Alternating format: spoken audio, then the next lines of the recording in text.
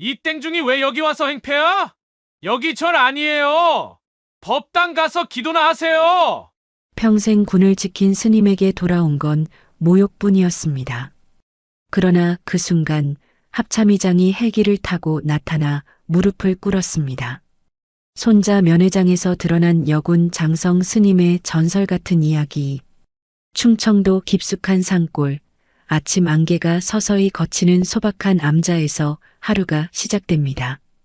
정화 스님은 62살의 나이에도 불구하고 새벽 4시면 어김없이 일어나 예불을 드립니다. 오늘도 마찬가지였죠. 낡은 목탁 소리가 고요한 산자락에 은은하게 퍼져나가는데 그 소리 속에는 묘한 긴장감이 흐르고 있었습니다. 나무 아미타불 관세음보살. 정화 스님의 연불 소리는 평온했지만 가슴 한편에는 늘 무거운 그림자가 드리워져 있었습니다. 밤마다 찾아오는 악몽 때문이었죠. 하지만 이건 그냥 평범한 악몽이 아니었습니다. 군복을 입고 전장을 누비던 그 시절, 동료들의 비명소리와 포화 속에서 살아남은 기억들. 그런데 정화 스님이 꾸는 악몽 속에는 계급장이 선명하게 보였습니다. 별 3개가 빛나는 계급장 말이죠. 아무도 모르죠. 지금의 정화 스님이 과거에 어떤 존재였는지는요. 암자를 찾는 신도들은 그저 자애로운 스님으로만 알고 있으니까요. 하지만 정화 스님의 서랍 깊숙한 곳에는 낡은 군번줄 하나가 소중히 보관되어 있었습니다.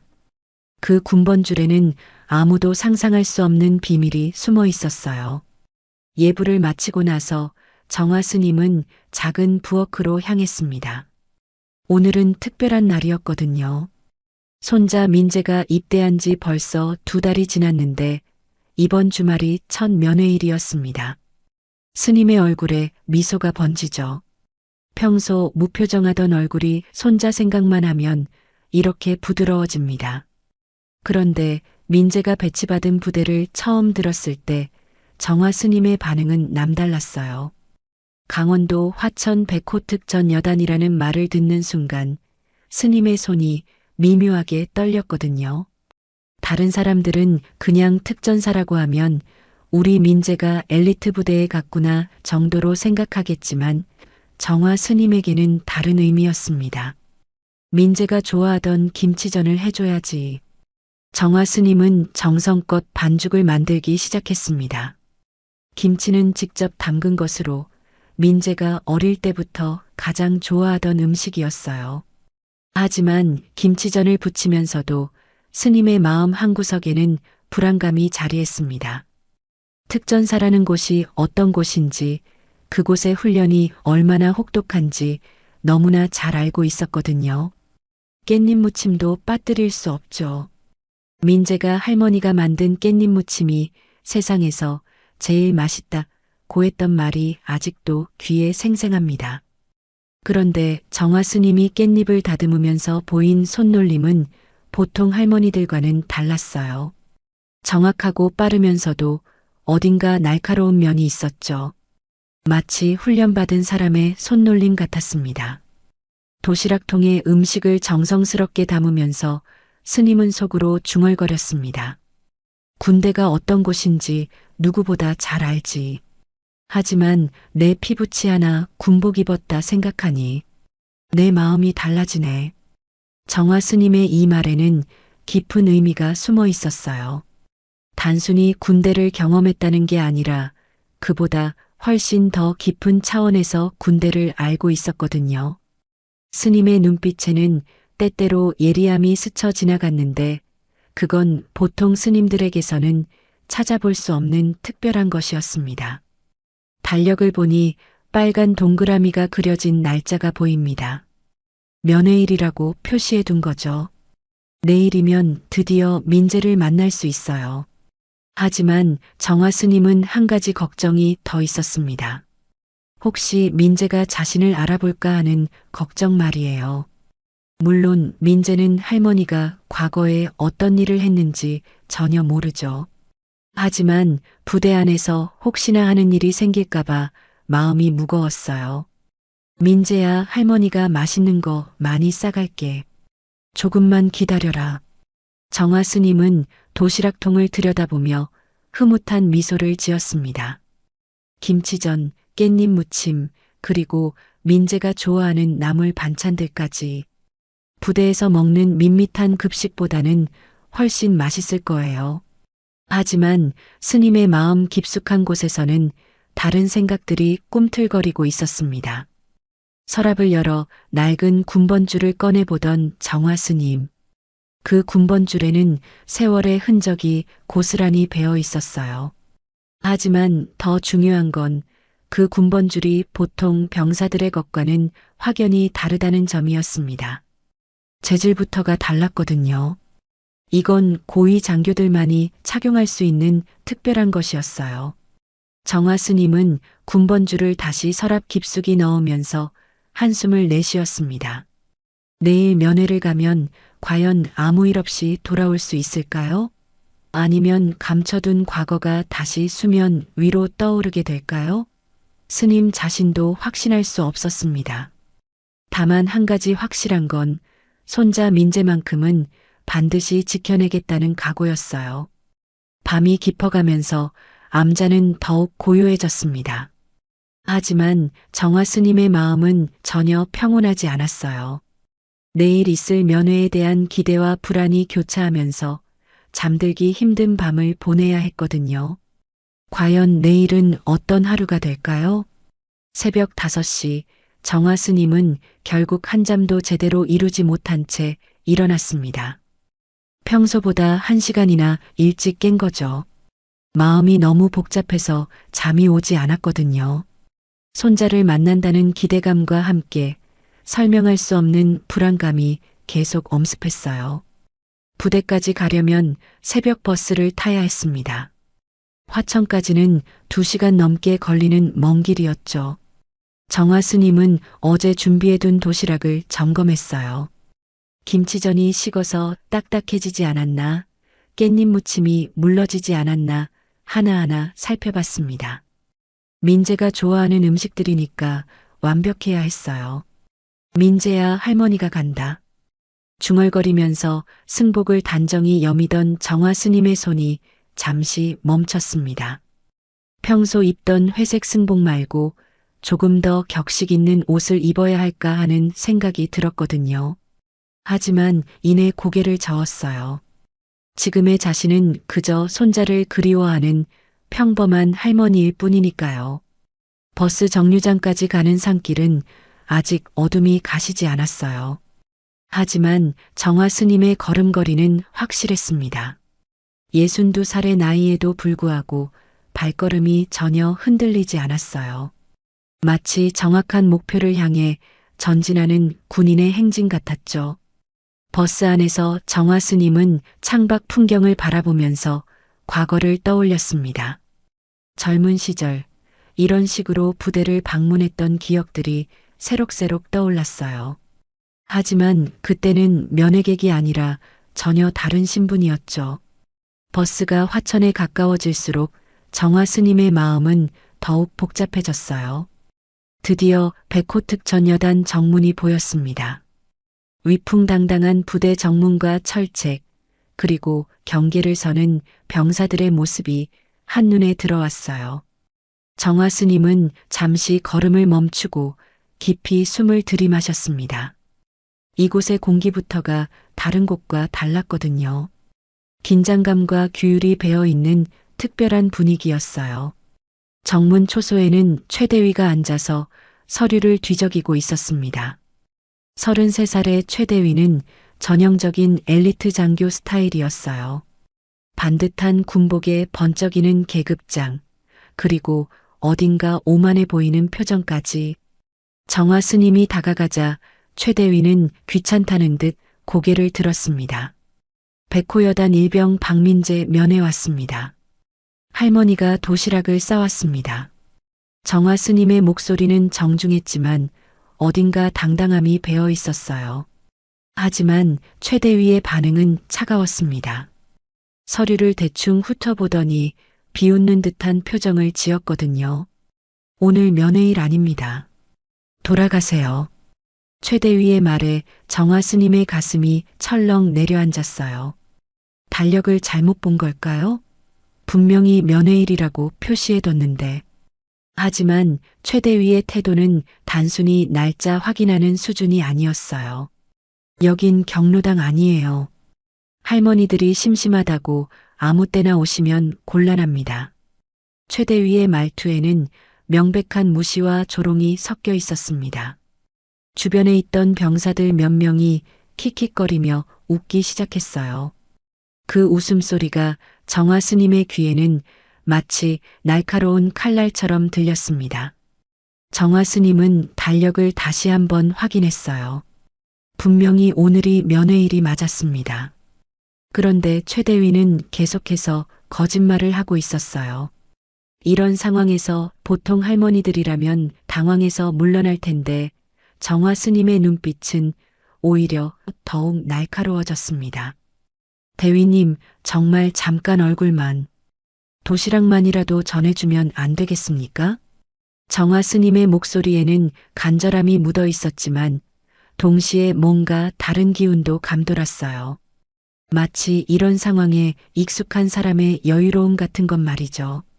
하지만 최대위는 그런 미묘한 변화를 전혀 눈치채지 못했습니다. 여기절 아니에요. 법당 가서 기도나 하시지요. 최대위의 모욕은 더욱 심해졌어요. 이제는 정화 스님의 종교까지 조롱하기 시작한 거죠. 군대는 피와 땀입니다. 그런 수행으론 못 버팁니다. 할머니들은 이런 곳 모르시니까. 뒤에서 병사들의 웃음소리가 더욱 커졌습니다. 누군가가 맞아요. 요즘 면회 오시는 노인네들 다 똑같아요. 라고 중얼거리는 소리도 들렸어요. 시간만 버리고 가시죠. 라는 말까지 덧붙이면서요. 그 순간 뒤쪽에서 중년의 부사관 한 명이 다가왔습니다. 김원석 원사였어요. 55살의 김원사는 오랫동안 군 생활을 한 베테랑이었죠. 최대위의 말을 듣고 있던 김원사의 얼굴이 굳어졌어요. 대위님 말씀이 도가 지나치는 것 같습니다. 김원사의 제지에도 불구하고 최대위는 오히려 더욱 거만해졌어요. 자신의 권위에 도전받는다고 느꼈거든요. 원사님도 참 이런 일에 신경 쓰실 필요 없어요. 규정은 규정이니까요. 최대위는 정화 스님을 향해 다시 차가운 시선을 보냈습니다. 하지만 이때 정화 스님의 표정에 미묘한 변화가 일어났어요. 눈빛이 예전과는 확연히 달라졌거든요. 마치 잠들어 있던 무언가가 깨어나는 것 같았습니다. 정화 스님의 손이 도시락통 위에서 살짝 떨렸어요. 분노 때문이 아니었습니다. 오히려 자신 안에 잠들어 있던 다른 인격이 깨어나려 하기 때문이었죠. 그리고 조용히 승복 속 깊숙한 곳에서 낡은 군번줄을 만졌습니다. 최대위는 전혀 모르고 있었어요. 자신이 지금 누구를 상대하고 있는지, 그리고 앞으로 어떤 일이 벌어질지 말이죠. 정화 스님의 속에서는 무언가가 꿈틀거리고 있었습니다. 수십 년간 잠들어 있던 본능이 서서히 깨어나고 있었어요. 최대위의 모욕적인 말들이 하나씩 쌓일 때마다 정화 스님의 눈빛은 점점 더 날카로워졌습니다. 하지만 겉으로는 여전히 차분함을 유지하고 있었죠. 대위님, 저는 그저 손자 얼굴 한번 보고 싶을 뿐입니다. 정화 스님의 목소리는 여전히 정중했지만 그 안에는 뭔가 다른 기운이 흐르고 있었어요. 마치 태풍 전야의 고요함 같은 것 말이죠. 하지만 최대위는 그런 미묘한 변화를 전혀 감지하지 못했습니다. 아이고, 정말 끈질기시네요. 할머니, 여기가 어디인 줄 아세요? 최대위는 자리에서 일어나며 더욱 거만한 태도를 보였어요. 정화 스님을 위아래로 훑어보면서 코웃음을 쳤습니다. 여기는 대한민국 최정예 특전사 부대입니다. 아무나 드나들 수 있는 동네 마트가 아니라고요. 주변 병사들의 킥킥거리는 웃음소리가 더욱 커졌어요. 누군가는 할머니가 특전사를 뭘로 아시나 봐요 라고 중얼거렸고 다른 누군가는 경로당이랑 헷갈리신 게 아닐까요 라며 조롱했습니다. 그런데 이때 뒤쪽에서 또 다른 목소리가 들려왔어요. 요즘 면회 오시는 노인네들 다 똑같아요. 시간만 버리고 가죠. 이 말을 한 건 2등 중사 박준호였어요. 28살의 박중사는 평소에도 민간인들을 무시하는 경향이 있었죠. 특히 나이 많은 어르신들에게는 더욱 그랬어요. 맞아요, 대위님. 이런 일로 부대 분위기 흐려지면 안 되잖아요. 또 다른 병사가 거들어주자 최 대위의 기세는 더욱 올라갔습니다. 자신이 옳다는 확신을 갖게 된 거죠. 보세요, 할머니. 여기 있는 우리 부하들도 다 그렇게 생각해요. 규정은 규정이니까 지켜주셔야죠. 김원석 원사가 다시 한번 제지하려 했지만 최 대위는 이미 흥분 상태였어요. 원사님, 이런 식으로 예외를 인정하기 시작하면 부대 기강이 무너집니다. 군기는 칼 같아야 한다고 배우지 않으셨습니까? 정화 스님은 이 모든 상황을 조용히 지켜보고 있었어요. 표면적으로는 당황한 할머니처럼 보였지만 실제로는 상황을 정확히 파악하고 있었습니다. 최 대위의 성격, 주변 병사들의 반응, 김원사의 고민까지 모든 것을 읽고 있었거든요. 그런데 할머니, 혹시 여기서 소란 피우실 생각은 아니시죠? 최 대위의 말에는 이제 노골적인 위협이 담겨 있었어요. 여기는 군사시설입니다. 민간인이 함부로 행동하시면 법적 조치를 취할 수도 있어요. 이 순간 정화 스님의 눈에서 뭔가 번쩍였습니다. 하지만 여전히 침묵을 지키고 있었어요. 대신 천천히 승복 속 깊은 곳에 손을 집어넣었습니다. 그곳에는 수십 년간 간직해온 낡은 군번줄이 있었거든요.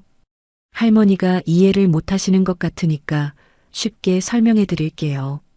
최 대위는 마치 어린아이를 다루듯 정화 스님에게 말했어요. 여기는 강한 자만 살아남는 곳입니다. 약한 마음으로는 하루도 버틸 수 없어요. 할머니처럼 나약한 분들은 이해하기 어려우시겠지만요. 그러니까 부처님께 기도나 하시면서 손자 무사히 제대하길 빌어주세요. 그게 할머니가 할 수 있는 최선이에요. 주변 병사들이 다시 웃음을 터뜨렸어요. 누군가는 대위님 말씀이 맞아요 라고 거들었고 다른 누군가는 할머니도 이제 이해하셨을 거예요 라며 비아냥거렸습니다. 그런데 이때 정화 스님이 처음으로 입을 열었어요. 대위님 말씀이 맞습니다. 군대는 정말 강한 자만 살아남는 곳이죠. 정화 스님의 목소리에는 묘한 변화가 있었어요. 여전히 정중했지만 그 안에 강철 같은 단단함이 느껴졌습니다. 저도 그걸 잘 알고 있어요. 아주 잘 알고 있습니다. 최 대위는 정화 스님의 말투 변화를 느꼈지만 여전히 자신이 우위에 있다고 생각했어요. 그럼 이해해 주시겠어요? 규정은 규정이니까요. 네, 규정은 정말 중요하죠. 정화 스님은 고개를 끄덕이면서 천천히 휴대폰을 꺼냈습니다. 낡은 휴대폰이었지만 그 안에는 몇 개의 중요한 번호가 저장되어 있었어요.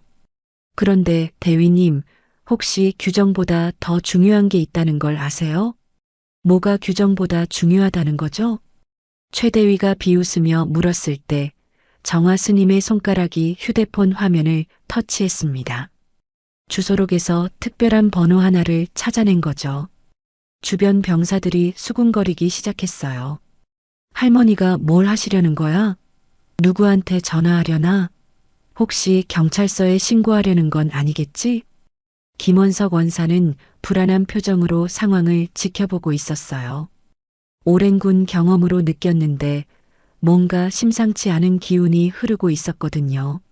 할머니, 누구한테 전화하시려는 거예요? 설마 국방부에 민원 넣으시려는 건 아니죠? 병사들이 다시 킥킥거리며 웃었어요. 하지만 정화 스님의 표정은 더욱 진지해졌습니다. 대위님이 규정을 중요하게 생각하신다니까 저도 적절한 절차를 밟아보려고요. 정화 스님의 손가락이 전화번호를 누르기 시작했습니다. 그 번호는 아무도 상상할 수 없는 특별한 번호였어요. 전화벨 소리가 울리기 시작했습니다. 한 번, 두 번. 주변의 병사들은 여전히 킥킥거리며 웃고 있었어요. 최대위 역시 비웃는 표정을 지으며 정화 스님을 바라보고 있었죠. 아마 국민신문고나 국정감사실 같은 곳에 전화하는 줄 알았을 거예요. 할머니, 누구한테 전화하시는 거예요? 청와대라도 아시나요? 병사 하나가 농담조로 말하자 다른 병사들이 더욱 크게 웃었습니다. 아니면 국방장관 친구라도 있으신가요? 할머니, 대통령 번호라도 있어요? 조롱과 비웃음이 가득한 분위기였어요. 하지만 정화 스님의 표정은 점점 더 진지해졌습니다.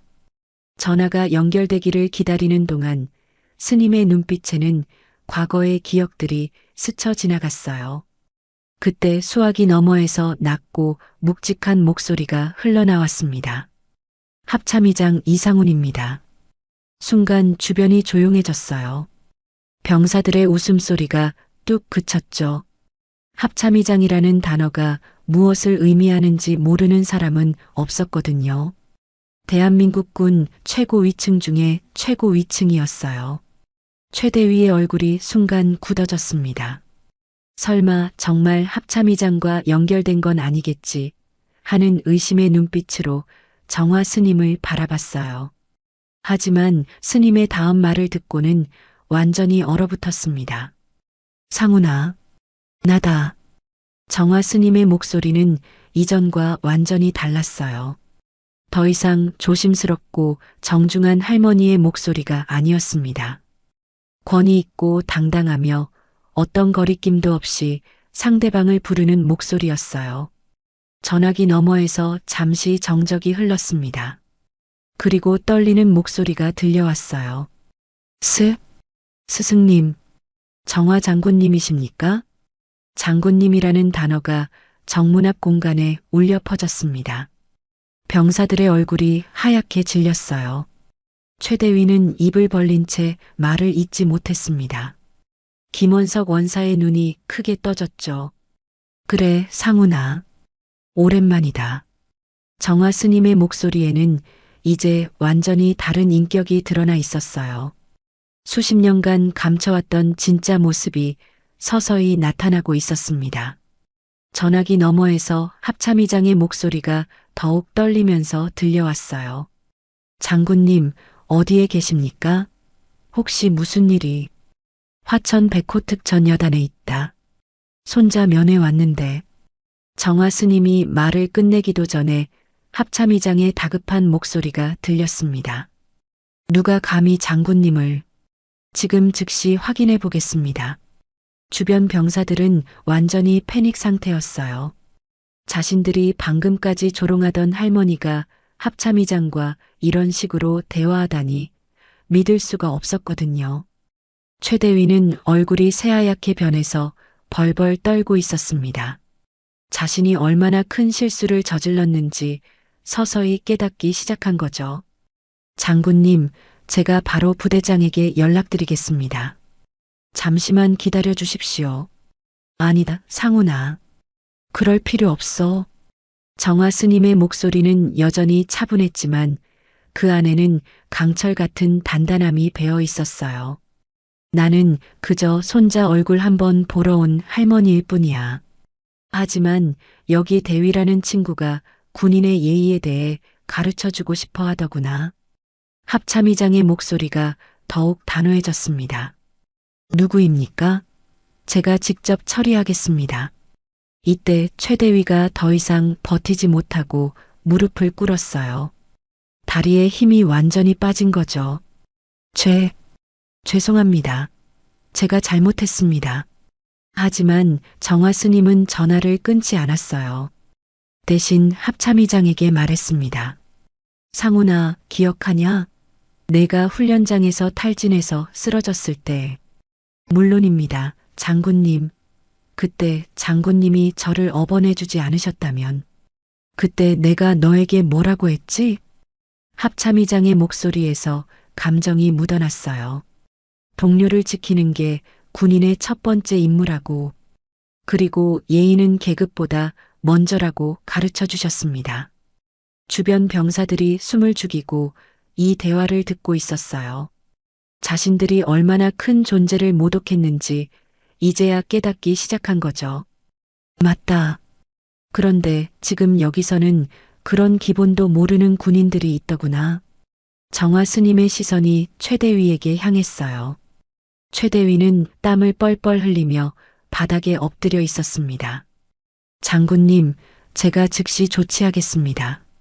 용서해 주십시오. 조치는 필요 없어, 상훈아. 다만 교육이 필요한 것 같구나. 정화 스님이 천천히 최대위를 내려다봤습니다.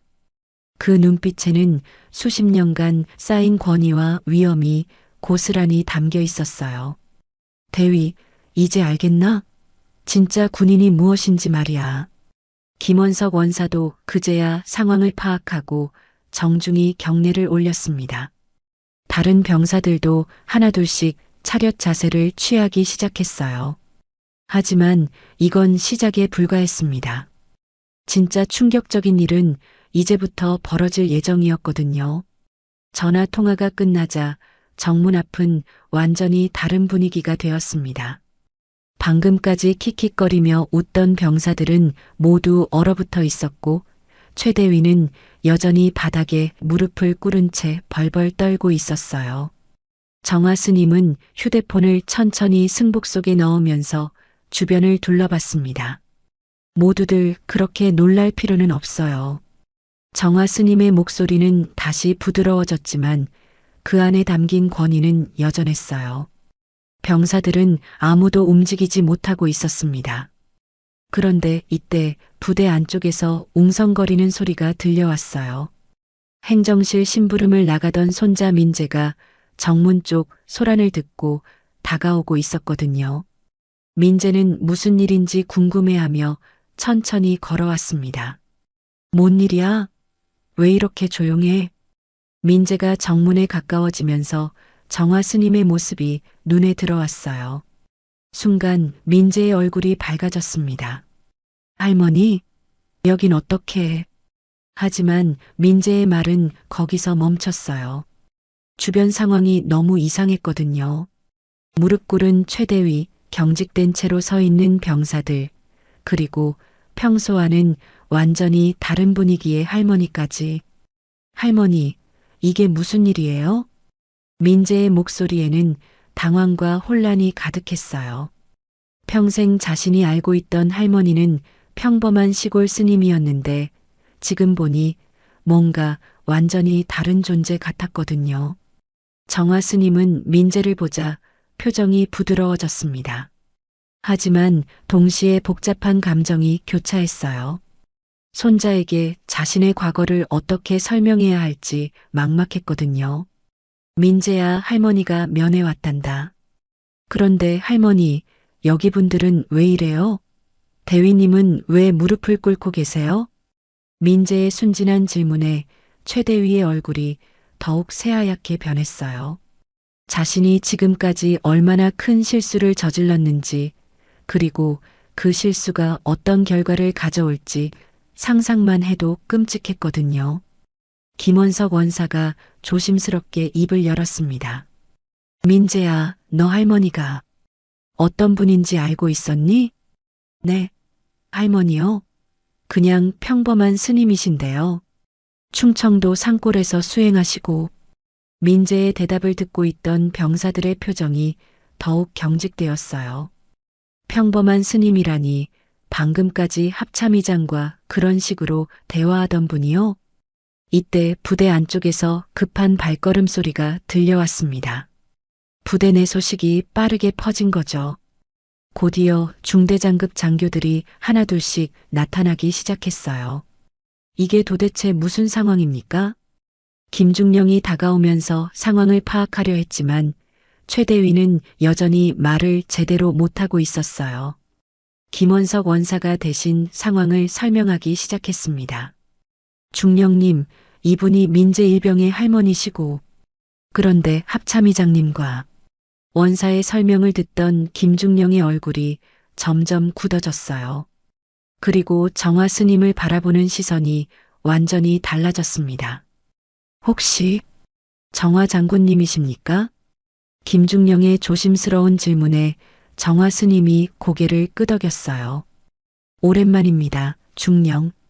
순간 김중령이 바짝 차렷 자세를 취하고 경례를 올렸습니다. 다른 장교들도 마찬가지였어요. 부대 전체가 술렁이기 시작했습니다. 민재는 이 모든 상황을 이해할 수 없었어요. 자신의 할머니가 왜 이런 대접을 받는 건지, 장군이라는 호칭은 또 뭔지. 할머니, 장군이요?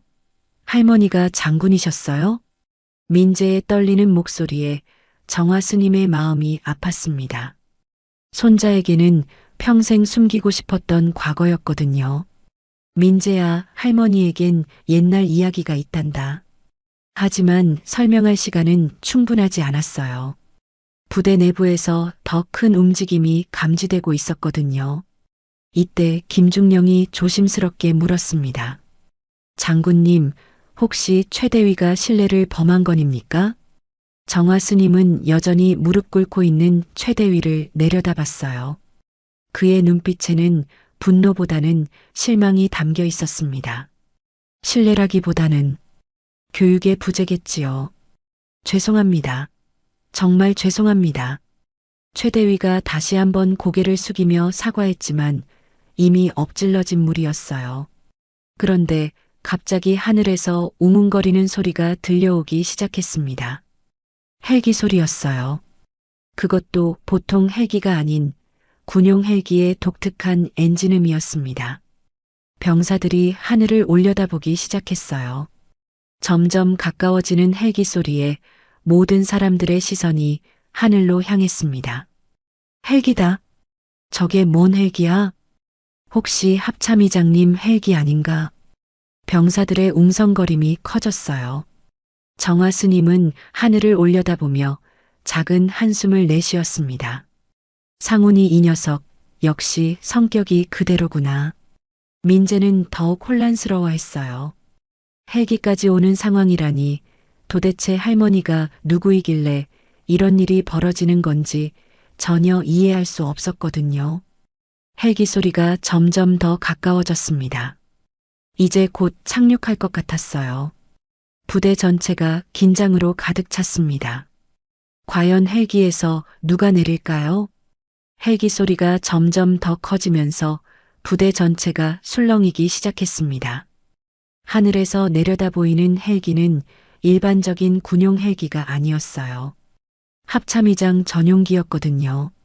그 특별한 마크를 본 김중령의 얼굴이 더욱 굳어졌습니다. 이런, 정말 합참의장님이 직접 오시는 건가요? 김중령의 중얼거림에 주변 장교들도 긴장하기 시작했어요.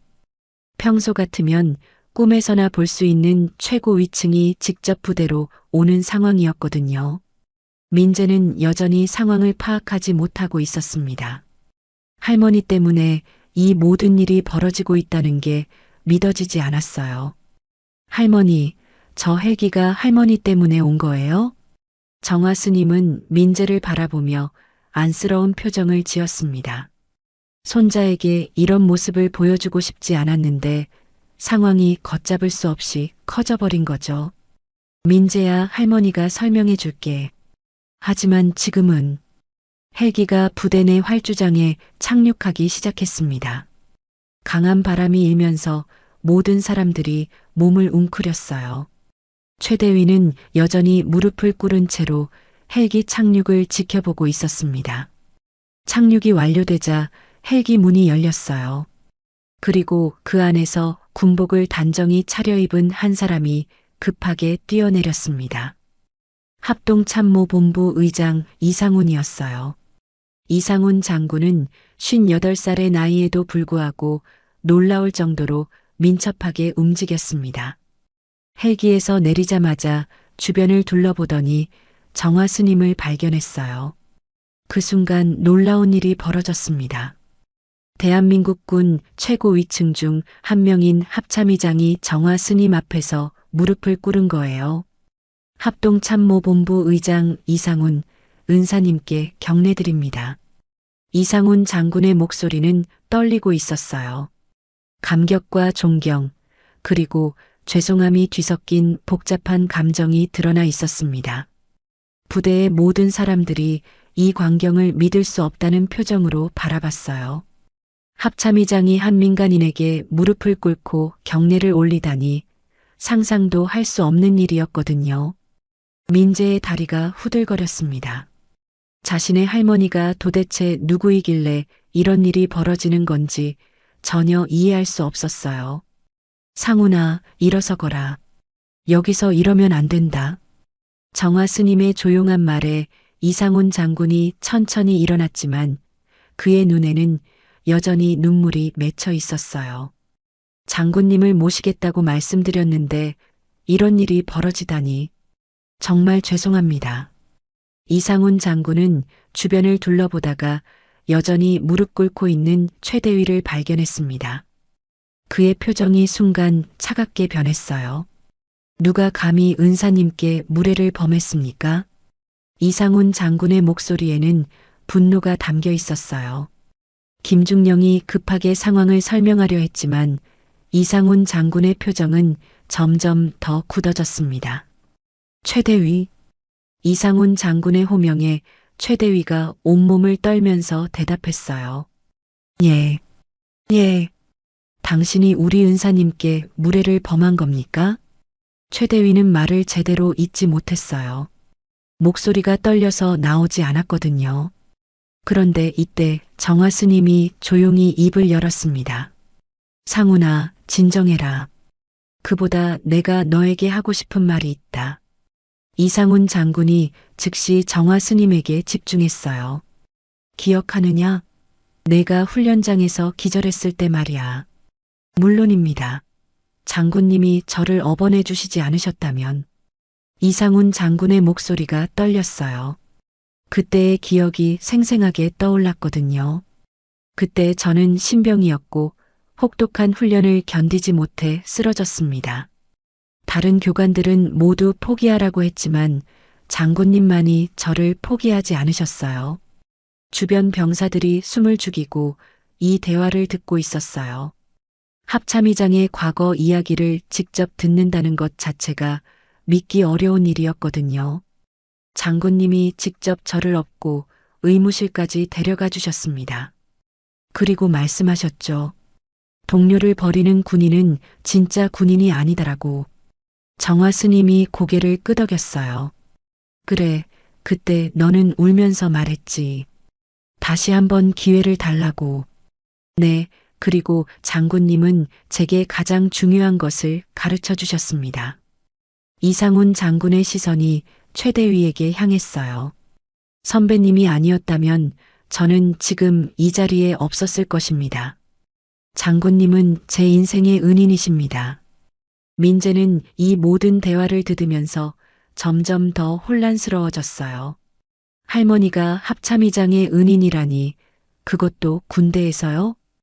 김원석 원사가 조심스럽게 물었습니다.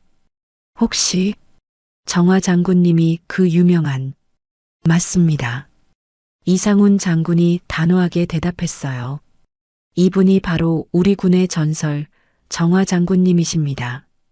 부대 전체에 충격이 퍼졌습니다. 전설이라는 말이 무엇을 의미하는지 이제 모든 사람들이 깨닫기 시작했거든요. 전설이라는 단어가 부대에 울려 퍼지자 모든 사람들의 표정이 완전히 달라졌습니다. 젊은 병사들은 아직 정확히 무슨 의미인지 모르겠지만 김원석 원사와 김중령 같은 고참들의 얼굴은 경외감으로 가득했어요. 설마 그 정화 장군님이세요? 김중령이 떨리는 목소리로 물었습니다. 이상훈 장군이 고개를 끄덕이자 김중령은 즉시 정중한 경례를 올렸어요. 전 육군사관학교에서 장군님에 대해 배웠습니다. 침묵의 호랑이. 정화 장군님. 침묵의 호랑이라는 별명을 들은 병사들이 웅성거리기 시작했어요. 일부는 들어본 적이 있는 듯 했고, 일부는 완전히 처음 듣는 이야기였습니다. 민재는 더욱 혼란스러웠어요. 침묵의 호랑이라니 할머니와는 전혀 어울리지 않는 별명이었거든요. 할머니가 침묵의 호랑이요? 정화 스님은 민재를 바라보며 깊은 한숨을 내쉬었습니다. 이제 더 이상 숨길 수 없었어요. 민재야, 할머니에게는 긴 이야기가 있단다. 이상훈 장군이 주변 사람들을 향해 설명하기 시작했습니다.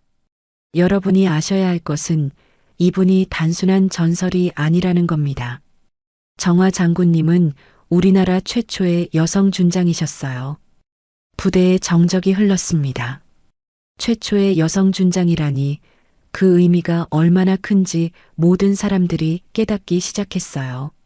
그것도 전투병과에서 말입니다. 당시에는 상상도 할 수 없었던 일이었죠.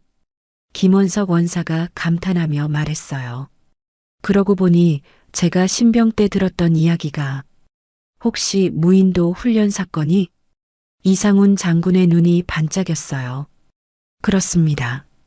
정화 장군님이 직접 최전방에서 지휘하신 그 유명한 작전이죠.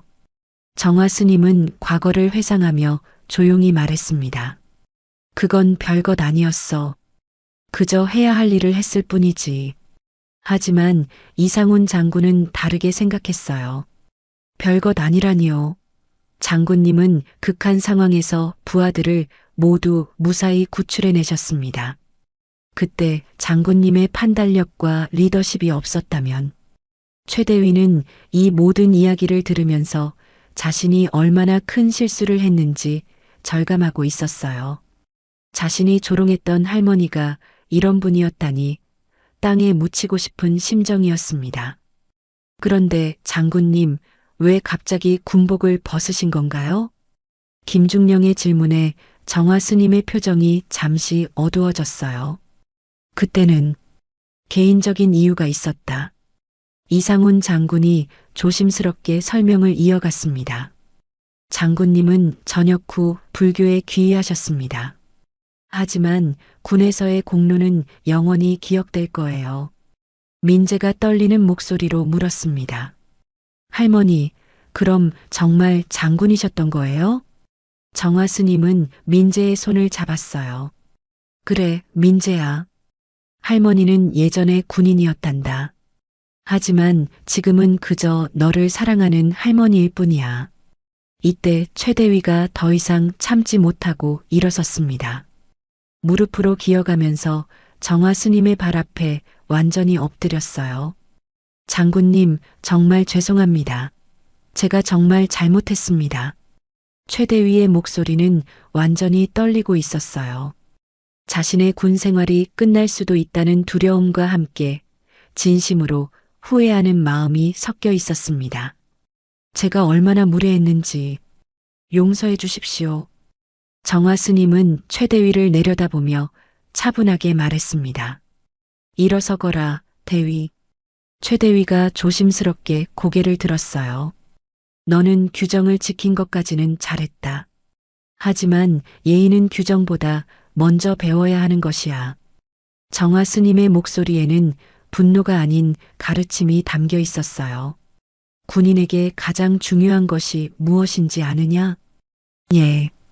국가를 지키는 것입니다. 그래, 맞다. 하지만 그보다 먼저 배워야 할 것이 있어. 정화 스님의 시선이 민재에게 향했어요. 동료를 지키는 것이다. 그리고 가족을 지키는 것이지. 이상훈 장군이 고개를 끄덕였어요. 그것이 바로 장군님이 저에게 가르쳐 주신 첫 번째 교훈이었습니다. 정화 스님은 최대위를 다시 바라봤어요. 대위 가족을 모욕하는 군인은 결코 훌륭한 지휘관이 될 수 없다. 부하를 이끌기 전에 먼저 사람을 존중하는 법을 배워야 해. 최대위가 고개를 깊이 숙였어요. 명심하겠습니다, 장군님. 민재가 정화 스님을 바라보며 말했습니다. 할머니, 저도 할머니 같은 군인이 되고 싶어요. 정화 스님의 눈에 눈물이 맺혔어요. 민재야, 군복은 무겁다. 하지만 동료를 지키는 마음은 더 무겁지. 그걸 견뎌야 진짜 군인이야. 이상훈 장군이 감동하며 말했습니다. 역시 장군님이십니다. 지금도 후배들을 가르치고 계시는군요. 부대의 분위기가 완전히 바뀌었어요. 존경과 감동이 가득한 분위기였습니다. 며칠이 지난 후 백호 특전 여단에는 놀라운 변화가 일어났습니다. 부대 전체에 새로운 규정이 신설되었어요. 면회객 예우 지침이라는 특별한 매뉴얼이 만들어진 거죠. 특히 어르신 면회객들을 정중히 모시라는 내용이 강조되어 있었습니다. 정화 스님의 방문 이후 부대 분위기는 완전히 달라졌어요. 병사들 사이에서는 침묵의 호랑이 이야기가 전설처럼 회자되고 있었습니다. 하지만 그들이 기억하는 건 무서운 장군의 모습이 아니라 손자를 그리워하는 할머니의 모습과 후배들을 가르치는 스승의 모습이었어요. 민재는 그날 이후 군대에서 완전히 다른 사람이 되었습니다. 할머니의 진짜 모습을 알게 된 후 자신도 진정한 군인이 되겠다는 각오를 다졌거든요. 평소보다 더 솔선수범하며 동료들을 이끌기 시작했어요. 민재, 내 할머니 정말 대단하시다. 같은 분대 선임인 상병 이철수가 감탄하며 말했습니다. 그런 분의 손자라니 너도 뭔가 다르긴 하더라. 민재는 부끄러운 듯 웃으며 대답했어요. 저는 아직 멀었어요. 할머니처럼 되려면 정말 많이 배워야 해요. 하지만 민재의 변화는 확실했어요. 후임들을 대할 때도 더욱 배려심 있게 행동했고 힘든 훈련에서도 동료들을 격려하며 앞장섰습니다. 부사관들도 그런 민재의 모습을 높이 평가했어요. 민재는 진짜 리더감이야. 김원석 원사가 다른 부사관들에게 말했습니다. 할머니의 피가 흐르는 게 확실해. 남을 먼저 생각하는 마음이 있어. 최대위는 그날 이후 완전히 달라진 사람이 되었어요. 면회객들을 대할 때는 물론이고 부하들을 대하는 태도도 많이 바뀌었습니다. 정화 스님의 가르침이 그의 마음 깊이 새겨진 거죠. 대위님, 요즘 많이 달라지셨네요. 김중령이 최대위를 보며 말했어요. 그날 정화 장군님의 말씀을 듣고 많은 생각을 했습니다. 제가 정말 부끄러웠어요. 최대위는 진심으로 반성하고 있었어요. 그리고 그 반성이 실제 행동의 변화로 이어지고 있었습니다. 충청도 산골 암자로 돌아온 정화 스님은 평소와 같은 일상을 보내고 있었어요.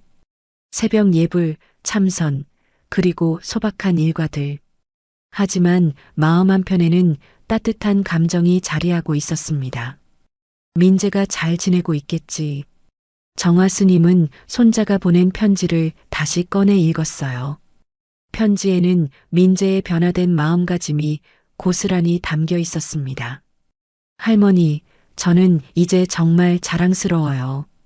할머니가 어떤 분인지 알게 되어서가 아니라 할머니가 가르쳐 주신 마음을 이해하게 되어서요. 동료를 지키는 것, 가족을 소중히 여기는 것, 그리고 진정한 강함이 무엇인지 배웠어요. 편지를 읽으면서 정화 스님의 눈가가 촉촉해졌어요. 손자가 올바른 길을 걷고 있다는 확신이 들었거든요. 며칠 후 이상훈 장군에게서 전화가 왔어요. 장군님, 백호여단에서 좋은 소식이 있습니다. 무슨 소식이냐? 민재 일병이 모범병사로 선발되었다고 합니다. 그리고 최대위도 완전히 달라졌다고 해요. 정화 스님은 조용히 미소를 지었어요. 그럴 줄 알았다. 좋은 씨앗은 언젠가 반드시 좋은 열매를 맺는 법이니까. 장군님의 가르침 덕분입니다. 아니야, 상훈아. 그들 스스로 깨달은 거야. 전화를 끊은 후 정화 스님은 서랍을 열어 낡은 군번줄을 꺼냈어요.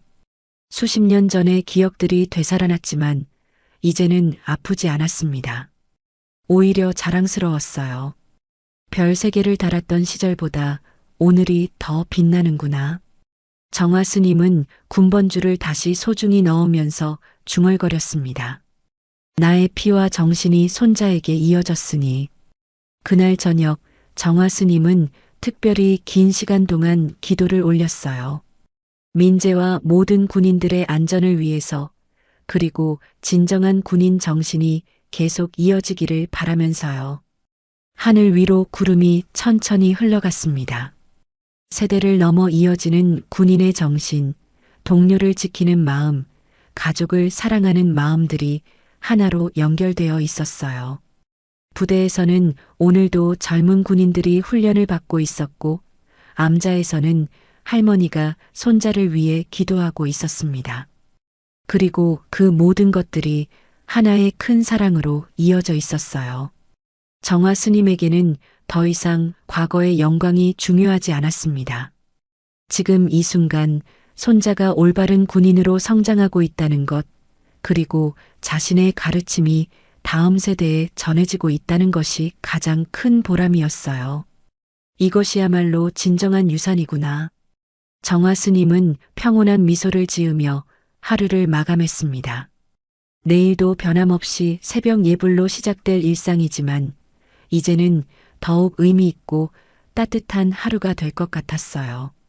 오늘도 함께 해주셔서 감사합니다. 달빛 인생 사연은 가족 이야기, 노후 드라마, 감동 오디오북을 통해 여러분의 마음에 작은 위로와 공감을 전하고 있습니다. 앞으로도 더 많은 인생 사연과 감동 이야기를 함께 하시려면 구독과 좋아요, 알림 설정 꼭 부탁드립니다.